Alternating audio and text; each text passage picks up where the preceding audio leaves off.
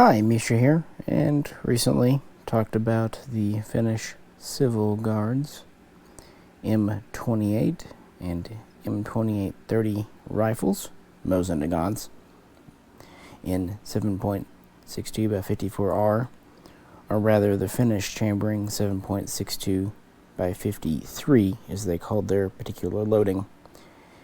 Hey, we talked about those, so let's give the Army's M27 rifle the similar treatment, talking about its development, features, changes, and military service during the winter and continuation wars.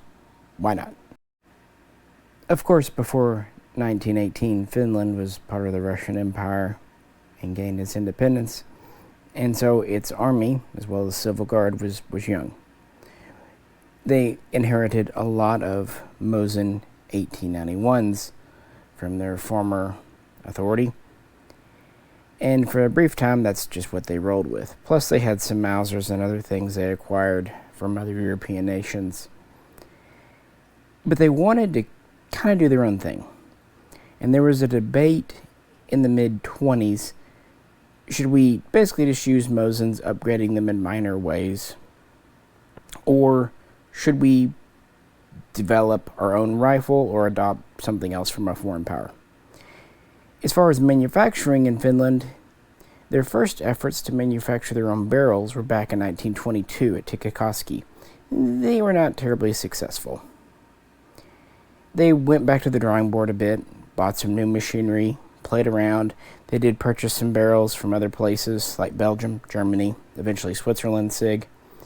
In 1925, Tikka was ready to give it another go, and this was a much more successful effort that resulted in 3,000 new barrels. So, okay, we can make new barrels. What should we do?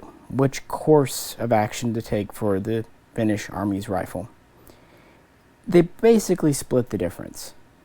They stuck with the Mosin because they had lots of cartridges for it. They had lots of guns, or at least receivers for guns. And Russia being their neighbor and potential nearest enemy, it's not a bad idea to share a cartridge, a thing that would continue through the Cold War period.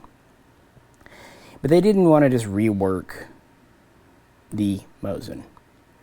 They wanted to improve it. They wanted not just to rebuild it, refurbish it, I should say, but they wanted to make it better. And the first effort in the Army was the so-called M91. These were still 51 inches long, and they would be rebarreled if they needed it. But if the original Russian barrel was sufficient, they'd keep with that.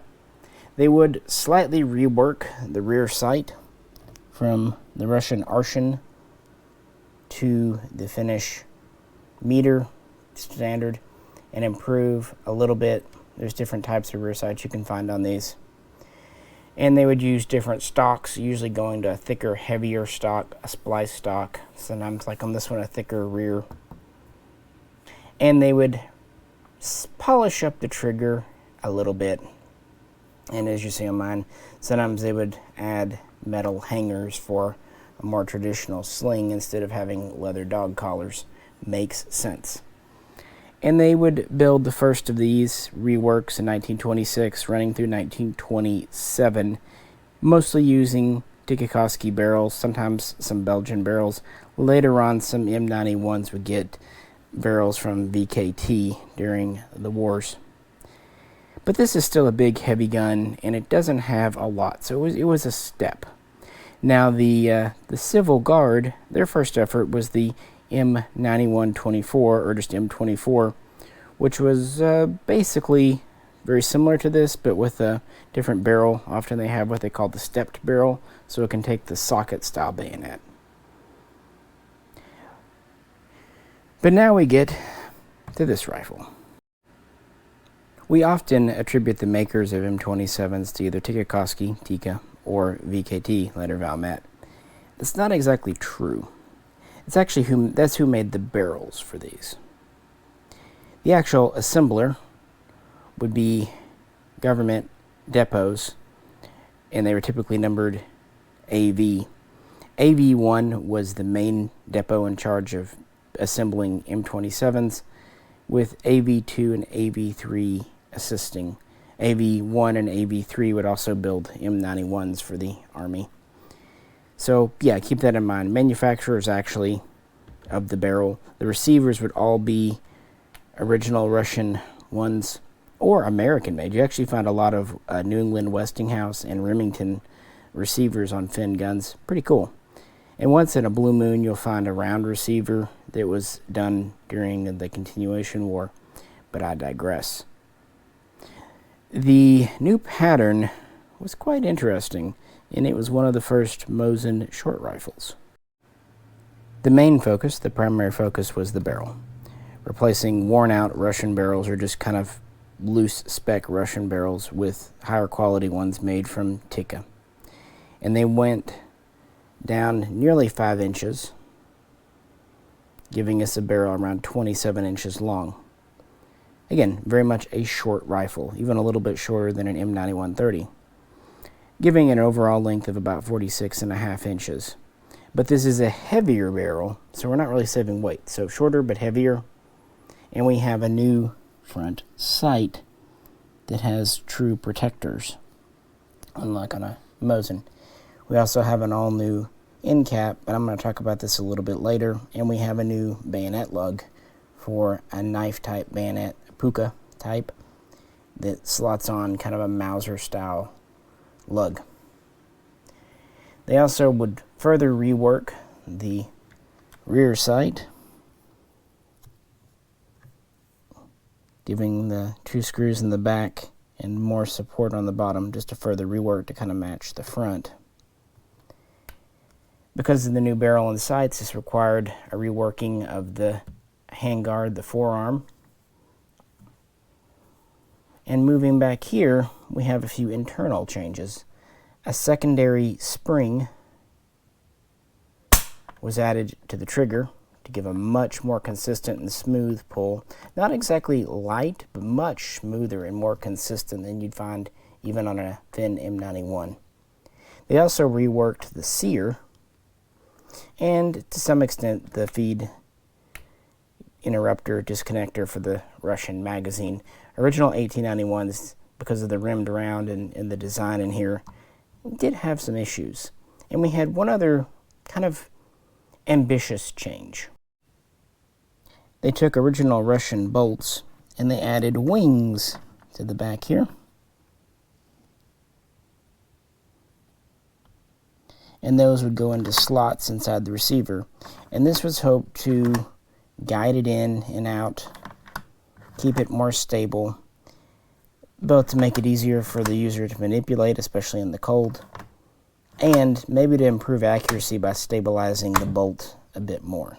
Of course, well, that was in theory, but it was probably the biggest kind of easy thing to ID change. Some would have slots, some would have these wire hangers, and some, like mine here, would have the rotating swivel, including one in the front. Here's the front swivel. It doesn't rotate, it's just a swivel, but it uses the original stock slot. Kind of interesting. These are often called ski swivels.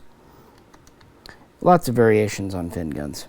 Anyway, testing would commence in the summer of 1927, and the pattern would be accepted by the Finnish Army in August.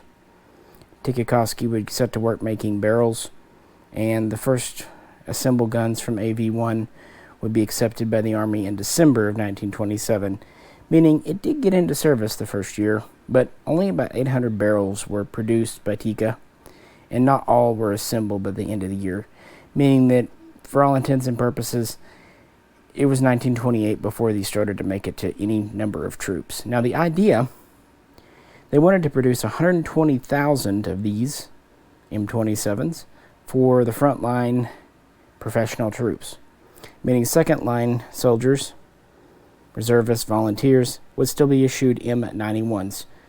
Still better than an 1891 Mosin, but not with as many updates as the M27. So that was the theory. And In 1928, we get a much higher rate of production. So, this is really Finland's first effort at a rifle design. I mean, yeah, there was the M24. It does have some changes, but this one has more. And again, it was the first Mosin to get a shorter intermediate length barrel. How did it work out?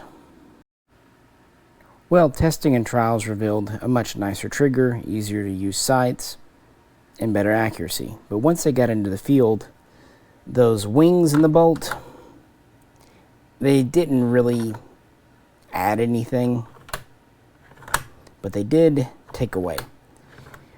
There were two major problems. One, if snow, ice, dust, whatever got in the grooves of the receiver, these wings could not go in, meaning the bolt would not go forward, so they could actually stop the bolt. That's not good.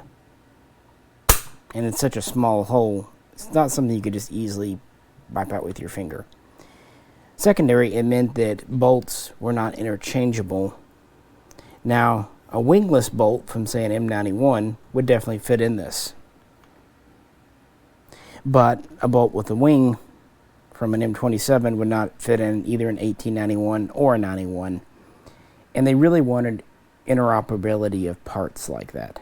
So, in 1932, certainly by 1933, the wings were dropped. Neat attempt, but not that many were really built, which is why this one's kind of a cool gun. This was given to me by a friend years ago for doing him a favor, so good gift. And they would continue to produce these with kind of high water marks being 1928, 1931, 32. By 1934, the Army estimated they had 49,000 in active service. So not quite halfway towards their ultimate goal projection. But we're having another problem. We're starting to have splitting, cracking, shattering of the forearm, both the stock and even the handguard. That's not good. What's going on and how do we fix it? Really, it was the forearm issues, along with perceived not as good accuracy, that dissuaded the Civil Guard from adopting the M27 or something like it, pushing for the M28, M2830. Because of the issues, they actually suspended production, and they went back and tinkered with it. Some of the issues had to do with bayonet. It was putting a lot of weird torque and pressure. Part of it was also just to use. So they beefed everything up. They went to a heavier handguard and forearm, thicker. That required, of course, a wider barrel band, and they made it thicker. They added these roughly 3-inch long extensions to kind of cover the area where the cracks were prone to start, and they put a screw through the side to further reinforce things, kind of like the cross pin on the M2830. Those changes were thought to be enough to resolve most of the issues, and they were. They did start up low rate production towards the end of 1935 again, but it was very kind of low rate. More full production was in 1937. Interestingly, they didn't build many in 1936, next to none. Now, in 1937, they not only built new guns, and now we start to see barrels from VKT, they also had a program to take the existing M27s back into the depots to be reworked with the new bands and forearm. So there's a process. In 1938, tensions with Russia are on the rise, and this actually leads to the whole M39 program. We'll loop back around a little bit on that. But because the M39 was behind, it was supposed to come in 1939, and it did not, they actually stepped up M27 production that year, building roughly 1,500, and the same story goes for 1940, post-Winter War. They would build another 1,400 that year, because again, they did not have enough M39s. So even though this was scheduled to be replaced, there would be a production run with new barrels at that time. Even though by 1941 no new barrels were being made for the M27, AV1 would still assemble just under 1,000 more that year, and in 1942 using leftover barrels and other components. Sometimes they were Tikka VKT barrels, sometimes they were some of the old imported barrels from Belgium or Germany. Just whatever they could get their hands on. And on top of that, they would refurbish and rebuild about 4,000 M27s, meaning that roughly 5,000 more were put into the field or back into the field during the first couple of years of the continuation war. The lack of M39s would also give the M91s a second life and would ultimately lead to the M9130s with Finnish barrels too from Tikka. That's kind of a story for another day. So after 1942-43, M27 production was over. But there were tens of thousands, and the majority of the issues had been fixed between the getting rid of the wings on the bolt and reinforcing the forearm. These still never enjoyed the reputation for dead nuts accuracy or utter reliability of the M2830 and M39. They did have a bit of a mixed reputation, but then again, they're using barrels that are very early Finnish production. I think it is just neat that they took the time and the effort. So this is one of those guns that A for effort more than result, but it helped them learn a lot, along with the M28 series, when they were designing the M39, which is arguably the best Mosin variant to ever be put into mass production. And speaking of, there is one kind of rare variant of the M27 known as the M27 Rv. This was a cavalry carbine.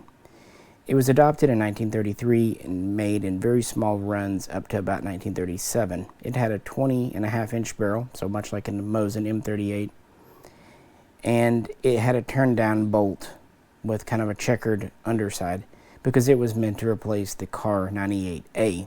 While the Kar 98A was a perfectly good gun, it fired the non-standard for Finland 8mm cartridge, 8mm Mauser 7.92.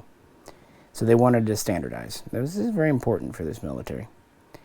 Now they would build 2,200 of the RVs, but very few survived the winter and continuation wars. Certainly very few in decent shape. So the chances of me being able to show you one are very low. Even museums struggle to get a halfway decent example. But I wanted to mention it because the M27 RV led directly to the M35 prototype that Tikka made barrels for and AV1 assembled in 1935 and maybe into 1936. They only made about 300. And this would be the gun that would kind of compete with the M2830 from the Civil Guard in the back and forth between those two that would ultimately lead to the M39. So, connections there. The argument the Civil Guard had against the M27 and M35 was they were not accurate enough with good enough sights. The argument the Army had against the Civil Guard's guns were they weren't durable enough, handy enough, and their sights were too fine, too adjustable for regular use. Both sides had valid points. They're just, very different needs. But I've covered the M39 in the past, and we can revisit it in the future. But today, I just wanted to talk about the M27 because it is a cool variant, and I like the effort. And sometimes the Finnish Mosins that aren't M39s just don't get enough love and attention, in my opinion. So what do you think? Not many of these would be in active service following the continuation war because, frankly, they had enough M39s at that point, and they had Suomi submachine guns. Of course, the Winter War would last from November 30th, 1939, until March 12, or 13, 12 I think it was, 1940, about 3.5 months. And then the continuation war, Finland would kind of declare war alongside Germany, June 25, 1941, just a couple of days after Operation Barbarossa. And at first, their idea was to regain the lost territory that Russia had taken in the Winter War. But they pushed further, even actually into Russian soil, and ultimately the continuation war was not great for Finland and resulted in a treaty that showed them having to give up all their gains in September of 1944 and declare war on the Germans, resulting in the Lapland War.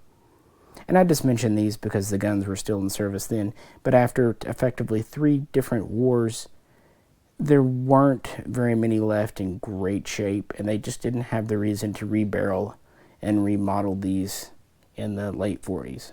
So that's why a lot of M27s you find are a little rough, but in a cool, been there, done that way. And as I always like to mention, there's matching and then there's fin matching. On a regular Mosin, your barrel receiver, one piece, has a serial.